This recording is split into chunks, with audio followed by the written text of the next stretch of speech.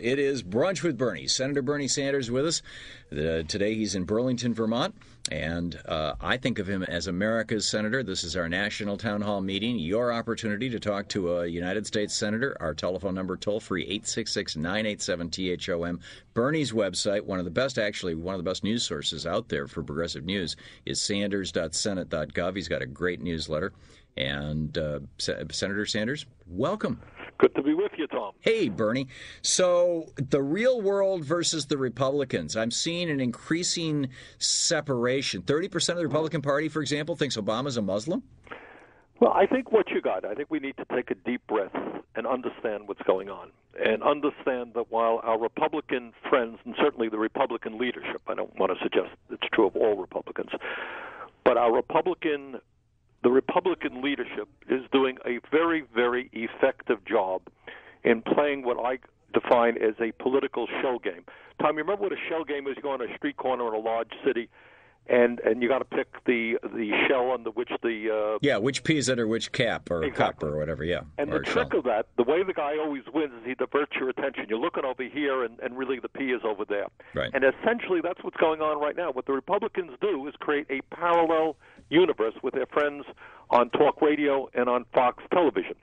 So right now, what you and I think most Americans, if you could talk to them quietly, say, what are the real issues? Well, number one, the middle class in America is disappearing. Real unemployment is at about 16% if you take into account people who are working part-time or have given up looking for work altogether. Real wages for Americans have gone down for decades. So you have millions of people today who are working longer hours for lower wages. All over this country, people are worried about whether or not their kids are going to have as good a standard of living as they have had, while we have seen a huge increase in technology and productivity. We have 46 million people without any health insurance. We're fighting two wars. We have a $13 trillion national debt. We are dealing with global warming, which right now we are seeing having ravaging impacts in many parts of the world. Those are some of the real issues that some of us think we have got to address. This is the reality-based world. That's the reality. Then we have the Fox and Rush-based world, which tells us that the major issue we have got to worry about right now is a zoning issue in Lower Manhattan as to whether or not a mosque is being built. We have to worry about whether people who have perhaps a different sexual orientation than we have can get married or not. We have to worry about proving that we really hate immigrants despite the fact that this country was built on immigration. We have to worry that, of course, the Obama administration is really pushing an anti-white agenda with people like Shirley Sherrod, a low-level person at the Department of Agriculture. So those are the issues you focus on. What do they all have in common? It's appealing, I think, to people's baser instincts in us against them. Mm-hmm. I'm white, you're black. I'm born in America, you're not born in America. I'm a Christian or a Jew, you are Islamic. And I think over and over again, focus on those issues, which in fact works politically, takes people away, distracts them from the real issues impacting their lives, which is that we are moving in many ways toward an oligarchy, which is something that certainly a Fox TV and those guys like, where a handful of very wealthy individuals will control the political and economic life of this country. Interesting. I don't know how much press it got. I didn't see much about it. Rupert Murdoch, who owns Fox Television, contributed, not he, his corporation, contributed $1 million to the Republican Governors Association. Did you pick that up? Yeah, and in fact, the DNC is now asking that every time Fox News do coverage of a governor's race through November, they should put a disclaimer saying that they have $1 million bet on this race. Well, but it's a deeper issue than that. You have a very major network that does a very, very good job in pushing their perspective out there, which is mostly trying to distract working-class Americans from the real issues impacting their lives. So, and it goes on and on and on. So we have right now a situation out there where global warming, of which we must address not only as a nation but as a world, and which we can address by transforming our energy system away from fossil fuel to efficiency, to sustainable energy. You got a whole lot of people out there now who don't believe that global warming is man-made, despite the fact that the overwhelming evidence from the scientific community is that it is.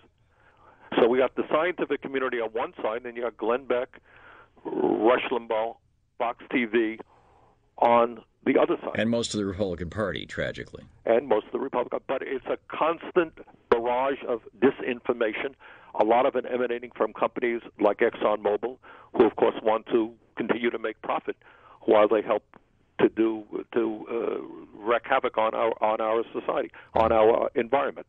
You got an issue like Social Security is going bankrupt. Oh my God, we got to privatize it, or else at the very least we're going to have to raise the retirement to 70. That's the way it is, right?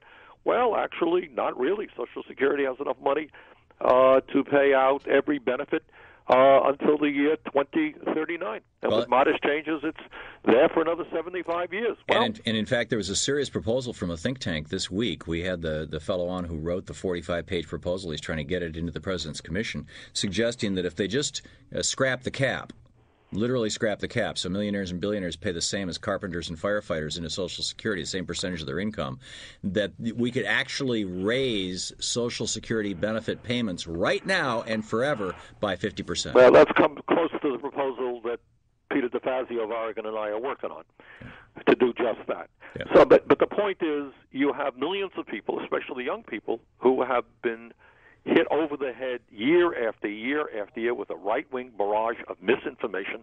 Social Security is going bankrupt. No, Social Security is not going bankrupt. The other thing we're seeing out there, again, these are parallel universes. Has the stimulus package solved all of our problems? Well, obviously it hasn't. But you know what? It more or less did what it was supposed to do. It's created about 2.5 million jobs. In my state of Vermont, it's created about 7,000 jobs.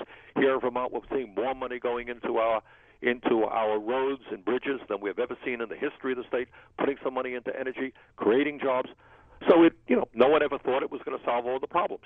But according to almost all economists, what it has done is kept unemployment as bad as it is now from being even worse. And it is pretty much doing what it's supposed to be doing.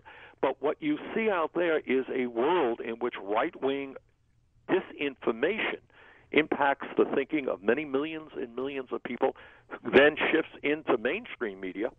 And those are the issues we're discussing, rather than focusing on why is the middle class collapsing and the gap between the very rich and everybody else getting wider. It might be an interesting discussion. Yeah, it might. And we talk about it, you and I talk about it a lot, but unfortunately, most of the media doesn't. And I think it's the issue of the day. I agree with you. Senator Bernie Sanders with us, sanders.senate.gov. Check out his website. It's our Brunch with Bernie hour on the Thom Hartmann program. Stick around. We'll be right back. This is the Thom Hartmann program.